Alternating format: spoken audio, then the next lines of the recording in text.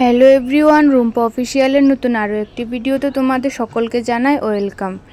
তো আজকে প্রায় অনেক দিন পরে তোমাদের সাথে আমি আবার কোনো একটা ভিডিও নিয়ে আসলাম। তো আজকে হচ্ছে 11ই জুন। আজকের এই ভিডিওটা আমি সকাল থেকেই শুরু করছি। সকালবেলা দেখো আমি প্রায় তখন 8টা কি 8:30 বাজে, তখন আমি ঘুম থেকে উঠে বাইরে বেরিয়ে দেখি প্রচণ্ড রৌদ্র।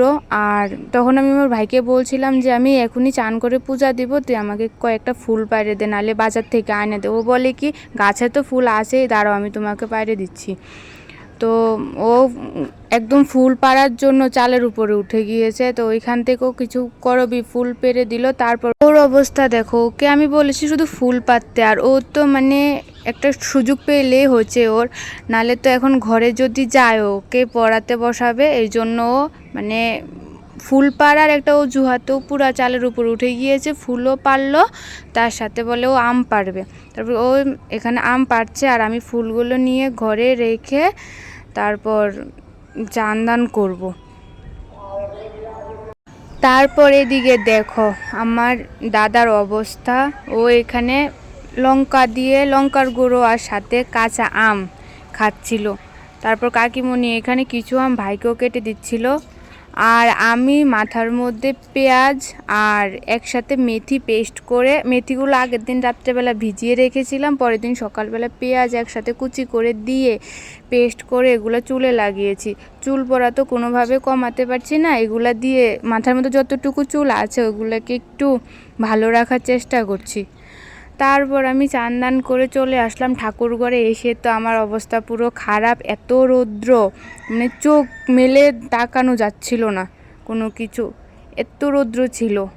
তারপর আমি সব বাসন টাসন ধুয়ে তারপর পূজা দিচ্ছিলাম।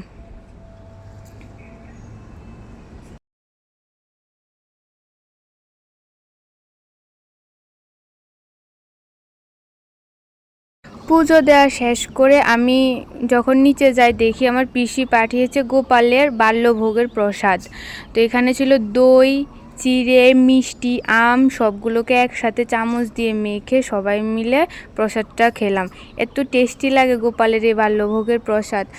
তারপর দিয়ে আমি দুপুরবেলা খেলাম একটু আম মাখা, আর দুপুরের মেনুতে ছিল কচু, তারপর ছিল পুঁই ডাঁটা দিয়ে মিষ্টি কুমড়ো দিয়ে, আর ছিল উচ্ছে ভাজা।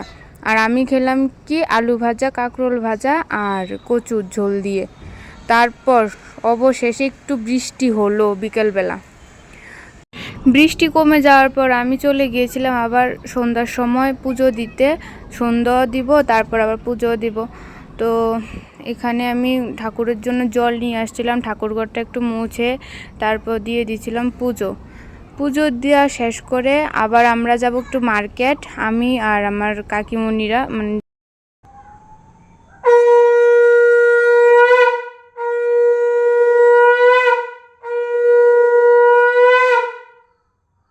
এই যে আমরা রেডি হয়ে বেরিয়ে পড়েছি, আমি আর কাকিমণি, আরও একজন কাকিমণি আছে, কাকিমণি গেছে কাকুর সাথে দেখা করতে। তারপরে যে কাকিমণি আসার পর আমরা গাড়িতে উঠে পড়েছি, যাচ্ছি এখন মার্কেটে।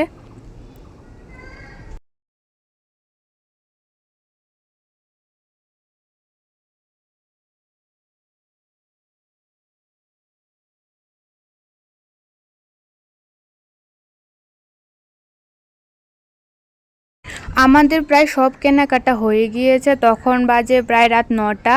আমরা বেরিয়েছিলাম বাড়ি থেকে 6টা 6:30টার সময়। তো কেনাকাটা করে ফিরতে ফিরতে প্রায় 9:30টার মতো বেজে গিয়েছিল। তো কেনাকাটা শেষে লাস্টে আসার সময় কানেরগুলো দেখতে পেলাম, জোড়া 50 টাকা করেছিল।